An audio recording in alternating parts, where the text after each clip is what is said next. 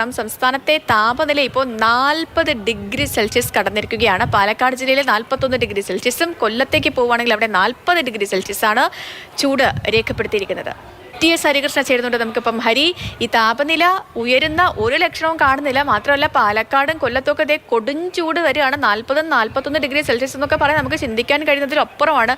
ഇപ്പോഴത്തെ ചൂടേ താങ്ങാൻ പറ്റുന്നില്ല. അപ്പോൾ ഈ 40 ഡിഗ്രിയൊക്കെ എത്തുമ്പോൾ മനുഷ്യൻ ഉരുകുന്നൊരവസ്ഥയിലേക്ക് എത്തുമായിരിക്കും അല്ലേ?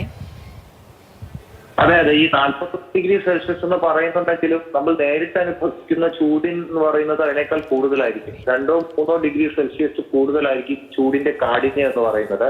ഇപ്പോൾ കാലാവസ്ഥാ നിരീക്ഷണ കേന്ദ്രത്തിന്റെ ഔദ്യോഗിക കണക്കനുസരിച്ചാണ് പാലക്കാട് ജില്ലയിൽ 41 ഡിഗ്രി സെൽഷ്യസ് വരെ താപനില ഉയരുമെന്നുള്ള അറിയിപ്പുള്ളത്. കൊല്ലം ജില്ലയിൽ 40 ഡിഗ്രി സെൽഷ്യസ് വരെ താപനില ഉയരുമെന്നാണ് കാലാവസ്ഥാ നിരീക്ഷണ കേന്ദ്രത്തിന്റെ അറിയിപ്പിൽ പറയുന്നത്. കൂടാതെ തൃശ്ശൂരും 39 ഡിഗ്രി സെൽഷ്യസ് വരെ താപനില ഉയരാൻ സാധ്യതയുണ്ട്.